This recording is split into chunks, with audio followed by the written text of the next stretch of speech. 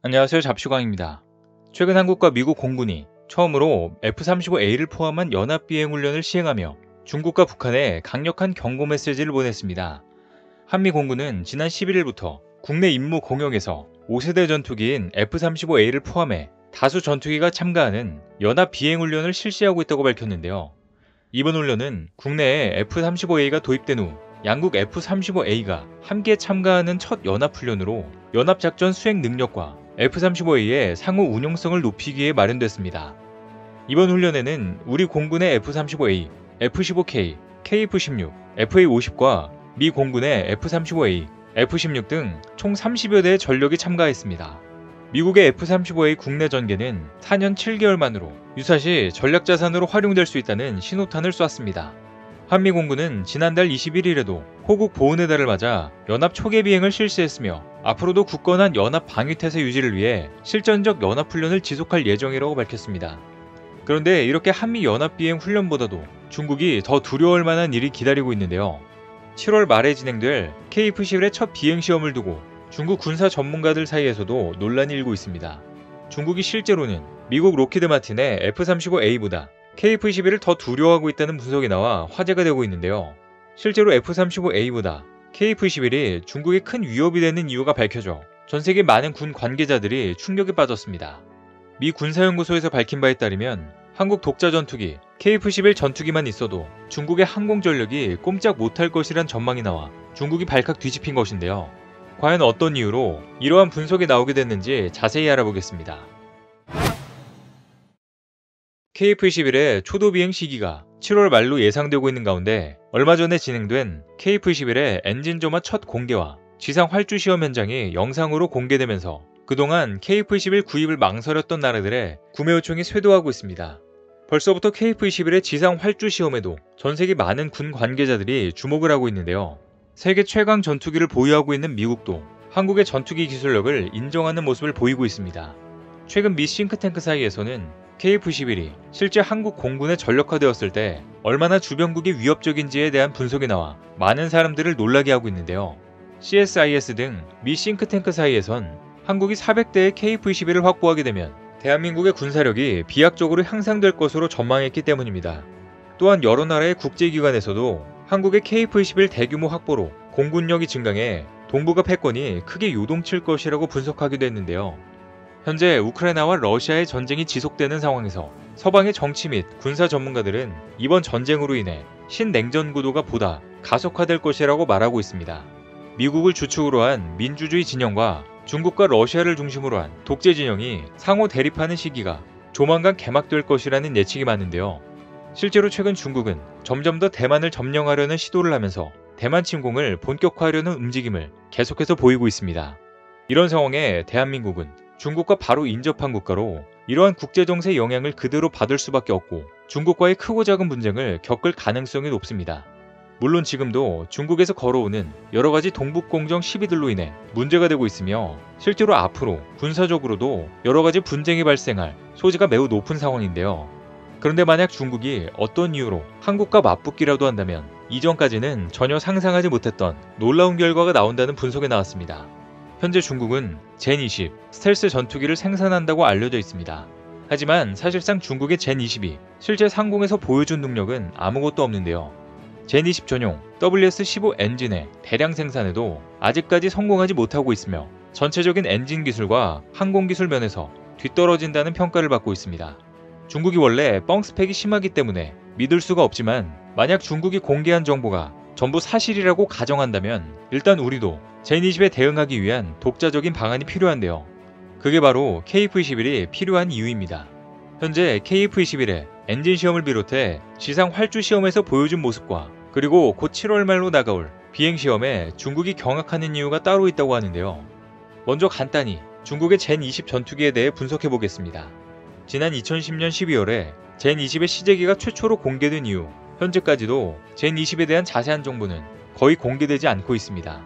그래서 젠20에 대한 객관적인 분석이 곤란해졌습니다.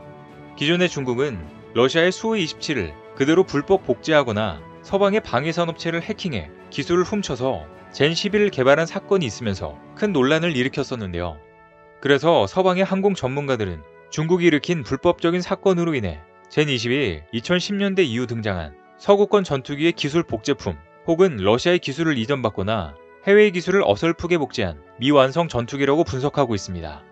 하지만 2016년에서 2021년 사이에 등장한 중국 내부 자료에 따르면 중국이 젠20을 개발하는데 아주 긴 시간과 천문적인 예산이 투입되었다는 사실이 공개되었습니다. 실제 중국의 보도 자료를 전부 믿을 순 없겠지만 그 내용에 따르면 젠20 개발로 이어진 최초의 차기 전투기 연구는 1980년대부터 진행되었다고 합니다. 중국은 부족한 항공 기술력을 극복하고자 러시아, 독일, 이스라엘, 해킹 등의 모든 수단을 총동원함은 물론이고 수십조 원의 막대한 예산을 투입한 것으로 알려졌습니다. 중국은 1986년부터 레이더 스텔스 기술을 연구해왔는데요. 레이더 스텔스 기술은 어떠한 국가에서도 직접 제공하지 않기에 중국은 본인들이 독자 개발했다고 외치고 있지만 해외에서 불법적으로 입수한 기술들로 대부분 개발을 해온 것이 분명한데요. 또 수십조 원의 막대한 돈을 쏟아부었기 때문에 어느 정도 기술력이 확보된 것으로 평가받고 있습니다. 하지만 이 수준은 한국에 미치지 못하는데요. 그 이유는 뒤에 자세히 설명해드리겠습니다. 중국 항공산업계는 축소 모형에 대한 레이더 반사면적 계측 시설을 시작으로 설계와 시뮬레이션 기술을 축적해 레이더 반사면적 계측 설계, 소프트웨어를 개발했으며 이를 바탕으로 다양한 환경의 시뮬레이션을 진행했습니다. 당시 미국의 F-22 모델을 적극 벤치마킹에 테스트하였으며 레이더 반사 면적이 줄어들수록 교전 효율 역시 기하급수적으로 증가한다는 결론을 도출했습니다. 즉 강력한 레이더 스텔스 성능은 공중 우세 확보에 있어 필수적인 요소임이 확인된 것입니다. 정확한 젠20 정보는 공개되지 않았지만 작년에 인도 공군이 티베트 주변에서 비행하는 젠20을 수호이 30의 레이더로 장거리에서 탐지했다고 주장하면서 막대한 돈을 쏟아부었던 젠20의 스텔스 능력에 대한 의구심이 커지기도 했습니다. 이에 중국은 훈련 비행에서는 일부러 레이더 반사 면적을 높이는 장치를 장착했다며 실제로는 F-22에 대적한다고 근거 없는 주장을 하고 있는데요. 지금까지 조사된 바로는 젠20의 스텔스 능력은 실제 주장과는 많이 다르며 기대에 미치지 못하는 것으로 분석되고 있습니다. 또한 스텔스 성능 이외에도 공중 우세를 달성하기 위해 전투기의 강력한 기동성이 중요한데요. 미국 F-22 전투기의 가장 큰 장점 중의 하나로 스텔스 성능도 있지만 강력한 엔진도 있습니다. 즉 F-22의 레이더 반사 면적 RCS는 0.001제곱미터로 굉장히 작은 것으로 알려져 있는데 만약이라도 이게 적의 레이더에 탐지된다고 하더라도 최대 35,000파운드 이상의 출력을 발휘하는 엔진을 가동해 곧바로 교전 공역을 이탈하면 된다는 뜻입니다. 이 때문에 중국 역시 그동안 F-22를 철저히 분석 후 출력을 개선하기 위해 엔진 개발에 몰두했는데요. 하지만 개발 과정에서 TVC나 스텔스 노즐과 같은 기술적인 요구가 추가되었고 반대로 소재나 가공 기술 분야의 연구 개발이 지지부진해지면서 아직까지 목표를 충족하지 못하고 있습니다. 이 엔진 기술 개발을 위하여 향후 20년간 3천억 원 위안 약 25조 원을 쏟아 부을 것이라고 했지만 2025년이 넘어가서야 어느 정도 실마리가 보일 것이란 관측만 나오고 있는 상황입니다. 하지만 중국의 레이더 기술은 다른 기술들에 비해 비교적 높은 수준으로 알려져 있습니다. 중국 공군은 이스라엘이 펠컨 조기 광보기를 판매하는 과정에서 미국의 압력으로 무산되긴 했지만 한번 중국으로 넘어갔던 기체로 인해 이스라엘의 에이서 레이더 기술을 몰래 습득하게 된 것으로 알려져 있는데요. 또 러시아계 위상배열 신호 처리 기술이 중국의 전투기용 레이더 기술 발전에 큰 도움이 된 것으로 보고 있습니다. 중국에서는 자체 국산 개발이라고 떠들고는 있으나 명백하게 개발 속도가 지나치게 빨랐다는 점을 감안하면 외부 기술 지원을 받은 것으로 분석되고 있는데요. 그 결과 젠20을 위한 차기 레이더 기술은 젠10B 전투기에 장착되어 장기간 검증을 받았고 2012년 3월 초도 비행한 이번 시험기부터 초기형 레이더 체계를 장착할 수 있었습니다. 때문에 젠20용 레이더와 항공 전자장비의 성능은 시험 배치 단계에서 진행된 몇 차례의 공중전 훈련을 통하여 어느 정도 입증된 것으로 알려져 있습니다. 현재 한국은 주변국인 중국의 젠20과 일본의 F-35A의 위협에 대응해야 하는데요. 그런데 한국 공군이 F-35A를 운용하고 있기 때문에 일본의 위협에 대해서는 어느 정도 대응이 가능합니다. 하지만 중국의 젠20에 대해서는 크게 알려진 바가 없기 때문에 독자적인 대응 방안을 구축해 나가야만 합니다. 그런데 이미 한국은 중국의 이런 항공 전력에 대비해 이미 많은 것들을 준비해놨다고 하는데요. 뒤늦게 전투기 개발에 진입한 한국의 놀라운 급성장에 중국이 깜짝 놀란 이유가 따로 있었습니다. 지난 5월 말 중국 군용기 2대와 러시아 군용기 4대가 독도 동북방 한국 방공 식별구역 순차적으로 진입 후 이탈하는 일이 있었습니다. 당시 합참은 카디지 진입 이전부터 공군 전투기를 투입해 우발 상황을 대비한 전술 조치를 실시했다고 전했습니다. 당시 F-15K, KF-16 등 공군 전투기 여러 대가 출격한 것으로 알려졌는데요. 보통 훈련 때문에 다른 나라 방공식별구역에 진입하는 군용 항공기는 해당 국가에 미리 비행 계획을 제출하고 진입 시 위치 등을 통보하는 것이 국제적 관행입니다. 하지만 중국은 이러한 관행을 무시하고 최근 들어 카디지를 자주 넘나드는 행동을 보이고 있습니다. 이렇듯 계속해서 중국과 러시아의 카디지 무단 진입 사건들로 인해 이 때문에 우리도 전투기를 출격시켜 대응하는 것 이외에도 추가적인 준비를 하고 있는데요. 최근 방사청은 카디지 내 항공기 등을 감시 식별하는 장거리 레이더 상세 설계를 마무리하고 시제품 제작에 착수한다고 밝혔습니다. 개발 중인 장거리 레이더는 확장된 카디지 탐지 능력을 보장하고자 기존 개발 프로그램보다 탐지 능력을 약 20% 이상, 탐지 정확도를 대폭 향상하도록 설계했습니다. 장거리 레이더는 2025년 1월까지 시험평가 등을 거쳐 체계 개발을 완료하고 2027년부터 순차적으로 노후 구개 장비를 교체해 배치할 계획입니다. 현재 주변국의 이런 행동들로 인해 이러한 장거리 레이더는 한반도 영공 방위를 위한 핵심 무기체계로 손꼽히고 있는데요. 이번에 우리가 만든 장거리 레이더는 동급 세계 최고 수준인 장거리 레이더의 성공적인 전력화 추진에 한 걸음 더 다가서고 나아가 우리 국방 레이더 분야 연구개발 역량을 한 단계 높이는 계기가 될 것으로 보고 있습니다. 이렇듯 중국의 잇따른 카디지 침범 등 여러가지 이슈들로 인해 우리는 중국과의 크고 작은 군사적 분쟁을 겪을 가능성이 매우 높습니다. 그래서 미리 독자적인 대응 방안을 구축해 나가야 하는데요. 그런데 이미 한국은 중국의 젠20 등 항공 전력에 대비해 이미 많은 것들을 준비하고 있었습니다. 우리도 예전부터 국방과학연구소에서 한화 시스템과 함께 VHF 저주파 레이더를 개발하고 있고 LIG 넥스원과는 고이득 L밴드 레이더 개발을 진행 중입니다. 또 국가에는 독자적으로 2세대 PCL 수동형 위치 탐지 체계를 개발하기 시작했는데요. 국방과학연구소가 개발한 가오리-X나 해외의 스텔스 무인 전투기는 하나같이 꼬리 날개가 없는 무미익 전익기 형상을 가집니다. 이는 러시아를 시작으로 국내에서도 개발 중인 스텔스기 탐지용 VHF 대역 저주파 스텔스 탐지 레이더에 대응하기 위함인데요. VHF 레이더는 전투기의 꼬리 날개 등의 외부 돌출물과 충돌하면 공진 현상이 발생하면서 강렬한 반사파가 만들어져 전투기 탐지가 가능합니다. 국가에는 한화 시스템과 공동으로 2016년부터 2019년까지 한국형 VHF 레이더용 핵심 기술을 개발했습니다. 한화 시스템이 개발한 이 모델은 실제 소형 무인기를 사용해 이를 탐지 및 추적함으로써 레이더의 성능과 기술력을 검증했는데요. 전문가들은 이를 바탕으로 향후 A사 방식의 VHF 저주파 레이더를 개발해 최소 100km 이상의 거리에서 젠20이나 F-35A 등의 스텔스 전투기를 탐지할 수 있을 것으로 분석하고 있습니다. 또 LIG 넥스원은 국가연과 공동으로 2016년에서 2020년까지 스텔스 탐지에 특화된 L밴드 레이더를 개발했습니다. 이 레이더는 최신 지라갈륨 전력 증폭 소자를 사용하는 디지털 빔 합성 기술을 사용해 스텔스기 탐지에 특화된 적응빔을 만들어낼 수 있습니다. 이 레이더를 개발한 관계자는 정확한 성능을 공개하진 않았지만 중국의 젠20보다 스텔스 성능이 훨씬 우수한 F-35A급을 100km 정도의 상당한 장거리에서 탐지가 가능한 수준이라고 밝혔습니다. 뿐만 아니라 F-22와 같은 2세대 스텔스기가 등장하면서 외부 탐지가 거의 불가능한 지향성 데이터 링크를 사용하고 있는데요. 그래서 미국이나 러시아, 유럽 등에서는 2세대 PCL 레이더를 개발하기 시작했으며 국가연도 1세대급 개발에 성공한 이후 2세대 멀티스태틱 PCL 감시 기술을 개발했습니다. 이와 같이 국가연이 개발한 3가지 대스텔스 기술들이 배치되면 최소 100km 밖에서 중국의 젠20이나 일본의 F-35A 등의 스텔스기를 탐지할 수 있는데요. 그런데 사실 중국 전투기의 스텔스 성능은 중국에서 높다고 주장만 할 뿐 현재까지도 그 성능이 입증된 적이 없습니다. 오히려 중국 전투기는 스텔스뿐만 아니라 기본적으로 표면에 입혀진 도료부터 최악이라는 평가를 받고 있는데요. 실제로 이러한 소식이 중국 언론을 통해 흘러나와 눈길을 끈 적이 있었습니다. 중국 관영 CCTV의 군사 프로그램에 나온 자료에 따르면 중국 전투기를 마른 스펀지로 닦는 모습이 나왔고 왜 그렇게 하냐고 물어보니 해당 군인은 전투기에 물을 뿌리면 전투기 표면에 코팅을 뚫고 수분이 기체에 들어가 내부 부품이 녹슬 수 있기 때문으로 세정제로 드라이 클리닝을 해야 한다고 설명했습니다.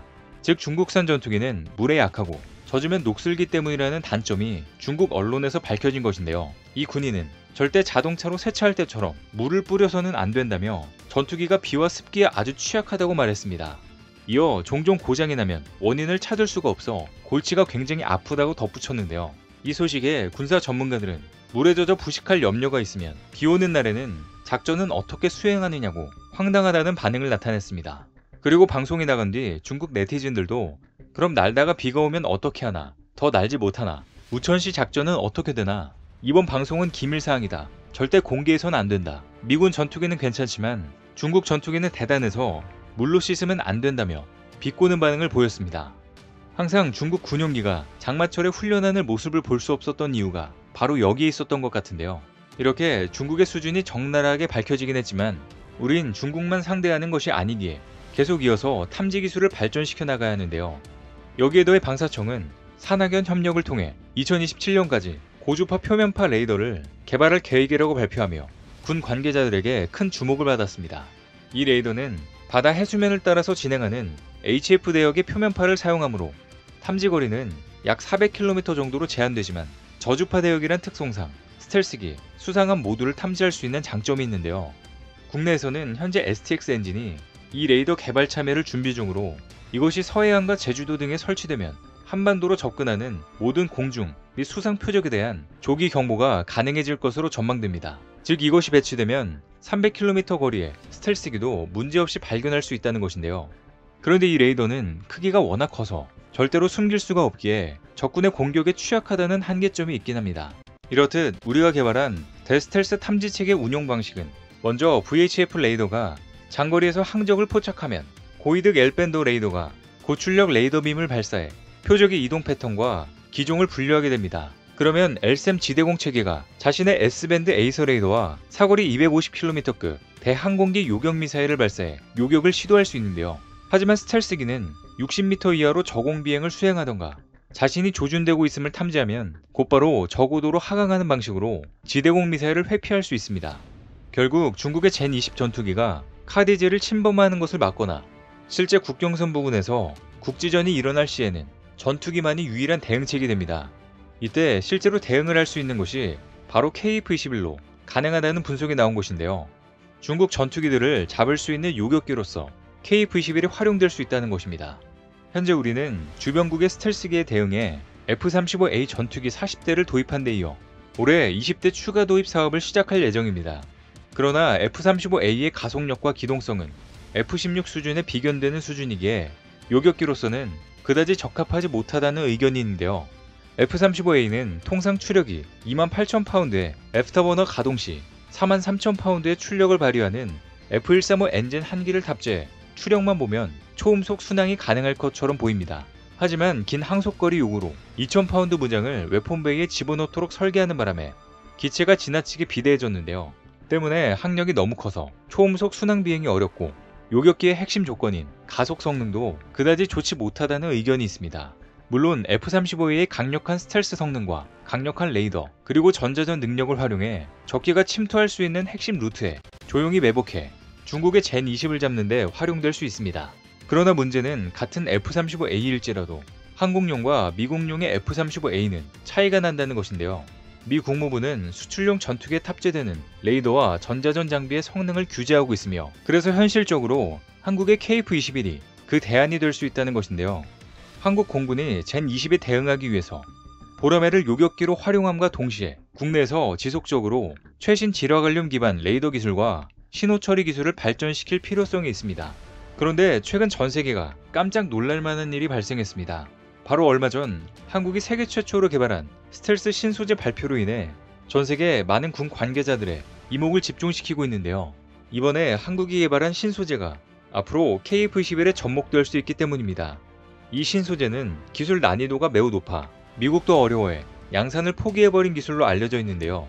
그런데 미국도 어려워하는 기술을 바로 대한민국이 독자적으로 개발해낸 것입니다. 스텔스란 기본적으로 적의 탐색, 교전 및 킬 가능성을 최소화하기 위해 탐지 가능한 신호, 전파, 가시광선, 적외선, 자외선, 음향 탐지를 최소화하는 개념인데요.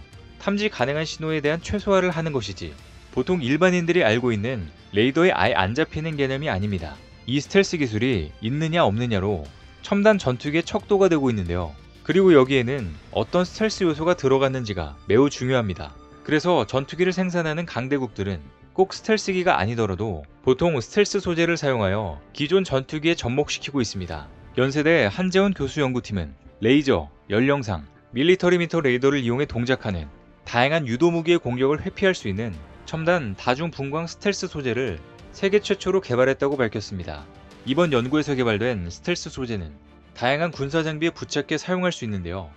이번에 개발한 다중파장 스텔스 소재 연구 결과는 광학 분야 세계적인 국제학술지인 첨단 광학 소재에 잇따라 게재됐으며 관련 기술에 대해 다수의 국내외 특허를 출원했습니다. 이번 연구 결과는 기존의 피탐지 중심의 레이더 스텔스 기술과 별개로 첨단 미사일 공격 무기로부터 생존성을 향상시킬 수 있는 새로운 스텔스 기술입니다. 이 소재는 플라즈모닉 메타물질 구조를 이용해 해당 레이저 광을 완전히 흡수하는 표면을 제작함으로써 미사일을 유도하는 산란광의 발생을 억제하는데요. 최근 첨단 유도무기에 널리 활용되고 있는 밀리미터파 레이더 파장을 흡수해 공격무기를 회피할 수 있습니다. 즉 이번에 개발한 한국의 스텔스 소재는 모든 첨단 유도무기를 무력화한다고 봐도 무방한데요. 미사일 조준이 불가능해 육안으로 탐지해 기체에 탑재된 기관포만으로 KF-21을 상대하는 것입니다. 이를 바탕으로 앞으로 국방 핵심 기술로 활발한 연구 개발이 진행될 것으로 예상되고 있는데요.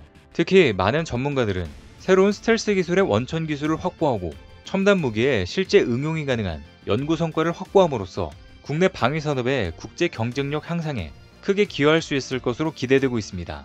이뿐만 아니라 KF-21이 중국 전투기들을 상대하기에는 F-35A보다 더 훌륭한 전투기라는 분석도 나와 화제가 되고 있습니다. 바로 한국의 최대 장점인 이것을 활용하면 된다고 하는데요. 총 사업비 8조 원이 들어간 국산 초음속 전투기 KF-21 시제기가 모든 지상시험을 통과했습니다. 이제 바로 오늘 첫 번째 비행시험만 남겨두고 있는데요. 지난 2020년 9월 조립을 시작해 7개월 만에 완전체의 위용을 드러낸 한국형 전투기 KF-21 시제기는 1년여 동안 지상 진동, 엔진 항공기 적합성, 비행 제어, 연료 개통, 지상 활주 시험 등을 거쳤습니다. 바로 오늘 땅을 박차고 하늘을 뛰어오르는 비로소 최초 비행이 이루어질 것으로 보이는데요. CJ1호기 비행 이후 CJ2호기는 늦어도 9월, 3, 4호기도 연내에 비행시험에 돌입하고 나머지 5, 6호기는 내년 상반기 중 비행을 시작합니다. 비행시험은 시제기 6대가 2200회 이상 날아 전투기 성능을 점검하고 결함을 잡아내는 KF-21의 성패가 달린 절차인데요. 4년 일정의 비행시험을 통과하면 2026년부터 120대를 양산해 공군에 공급하고 세계시장 수출에 도전한다는 계획입니다. 벌써부터 KF-21의 수출을 기다리는 많은 국가들이 있는데요. 그런데 이렇게 많은 국가들이 KF-21을 기다리는 이유가 따로 있었습니다. 실제 전투 중 KF-21 보라매가 갖는 몇 가지 특징이 F-35A보다 우수하다는 결과가 나온 것인데요. 물론 한국 공군이 보유한 F-35A는 분명히 세계 최고의 전투기지만 미국의 수출 정책인 공중전 기술 봉쇄 정책에 따라서 일부 레이더, 전자전, 공대공 성능이 분명히 제한되는 모델입니다. 그리고 2000파운드급 폭탄 2발을 내장함과 동시에 1093km에 달하는 전투 행동 반경 요구로 인하여 기체가 지나치게 비대화됨에 따라 요격 전투에는 약간의 불리함이 작용하는데요. 반면에 한국의 KF-21은 강력한 2기의 F414 엔진을 갖추고 있고 국내 독자 개발한 전투기 특성을 활용해 다양한 공중전 기술을 도입하거나 통합해 사용할 수 있습니다. 게다가 한국의 최대 장점인 질화 갈륨 기술을 활용해 중국 전투기들을 쉽게 대항할 수 있는데요. 한국의 KF-21로 중국의 최신 전투기 젠20을 어떻게 요격할 수 있는지 자세히 알아보겠습니다. 현재 KF-21은 F414 엔진 2대를 합쳐 F-35A에 F-135와 동일한 43,000파운드의 추력을 발휘할 수 있습니다. 이렇게 엔진 출력은 동일하지만 KF-21의 최대 이륙 중량은 54,000파운드에 불과해 무려 7만 파운드나 되는 F-35A보다 훨씬 가볍습니다. F-35A의 중량 대비 추력비가 1.1인 것과 비교해 KF-21은 1.3이나 되는데요. 즉 엔진 출력 대비 기체 중량이 작고 공력 저항도 작아서 F-35A보다 우수한 기동력과 가속력을 확보할 수 있다는 말입니다. 무엇보다도 국산형 모델이므로 다양한 전투 기술을 독자 개발에 도입할 수 있으며 최신형 기체이므로 F-35A와 젠20이 가지지 못한 질화 갈륨 레이더를 사용하고 있습니다. 한국 공군이 운용 중인 F-35A나 중국의 젠20 레이더 모두 2010년대 이전에 개발이 시작된 모델로 비소와 갈륨 기반 에이서 레이더를 장착하고 있습니다. 이와 비교해 국내에서 KF-21을 위해 개발 중인 에이사 레이더는 지러 관련 기반이며 현재 국내에서는 설계 및 생산은 물론 핵심 전략 소자인 탄화규소 웨이퍼까지 국산화를 진행하고 있습니다.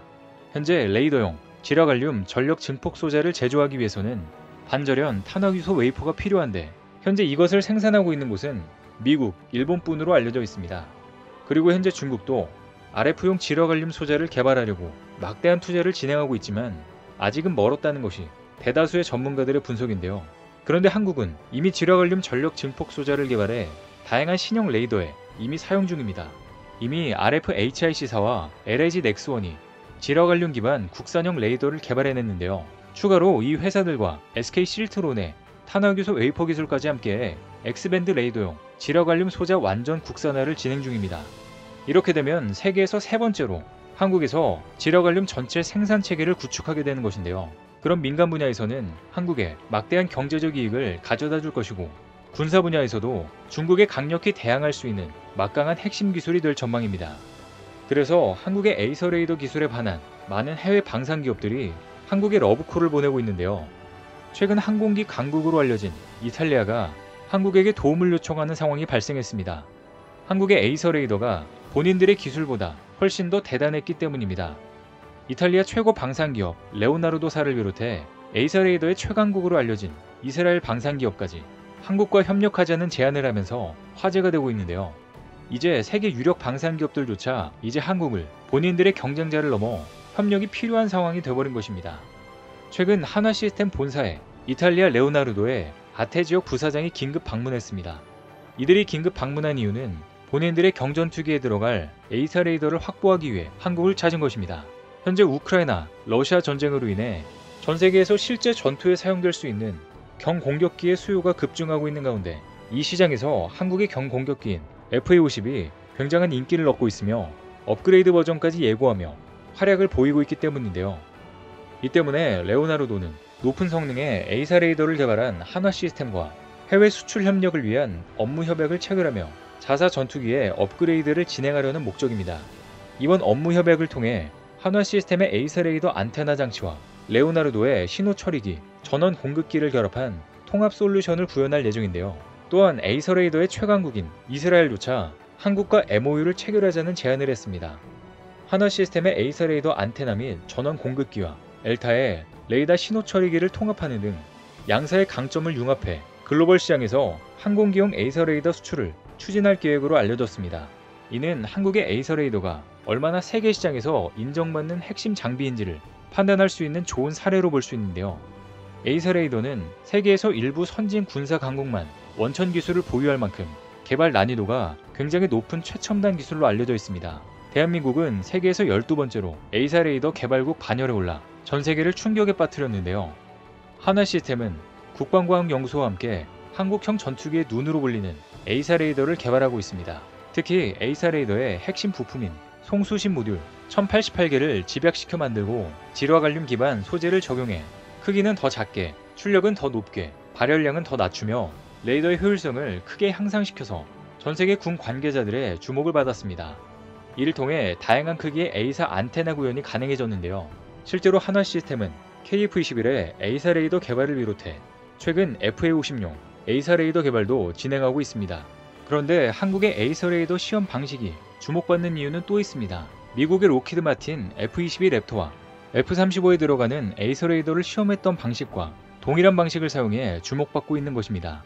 중국 젠20 전투기에 탑재된 에이사 레이더의 성능과 출력에 대한 정보는 정확하게는 없지만 F-22와 F-35A를 통해 어느 정도 예측이 가능할 것으로 보이는데요.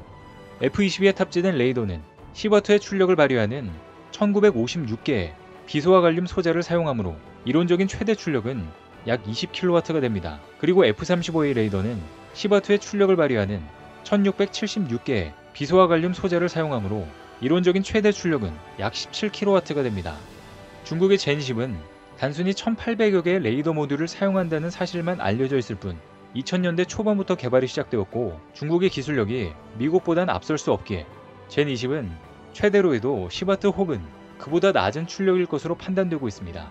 즉 아무리 해도 최대 18kW에 불과하다는 것인데요. 이와 비교해 한국의 X밴드 지러갈륨 전력 증폭 소자의 출력 목표는 25W입니다.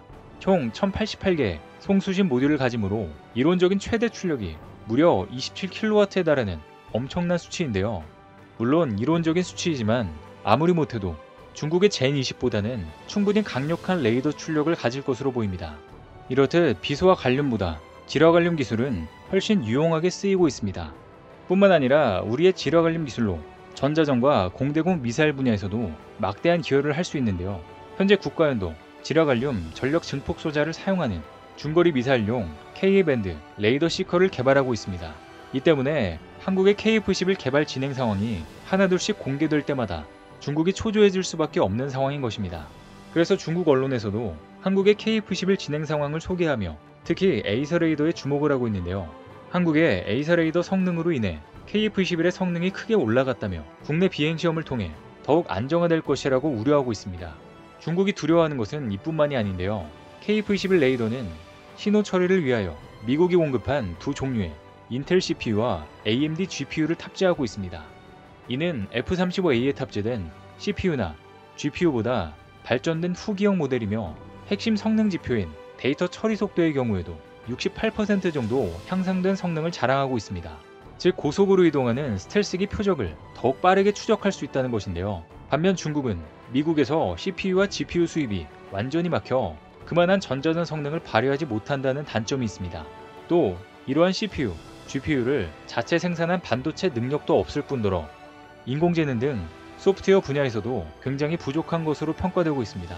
이와 같이 현재 한국은 중국의 취약점인 지러갈륨 소자 기술과 높은 전자전 성능 등을 활용하여 중국 젠20 전투기에 대응할 수 있는 최신 신기술을 개발해 나가고 있습니다. 게다가 KF-21과 함께 스텔스 무인 전투기 개발을 진행하며 1년 동안 공중전을 준비하고 있습니다. 한국은 초기에 무모한 도전이라는 평가를 받던 KF-21 사업이 착착 진행되면서 바로 드디어 최초 비행 성공 여부에 전 세계의 관심이 집중되고 있는데요. 현재 중국은 물론이고 사업 배제 위기에 놓여있는 인니가 어떤 놀라는 모습을 보여줄지 관심있게 지켜보겠습니다. 오늘 준비한 소식은 여기까지입니다. 댓글을 통한 여러분들의 많은 의견 기다리겠습니다. 시청해주셔서 감사합니다.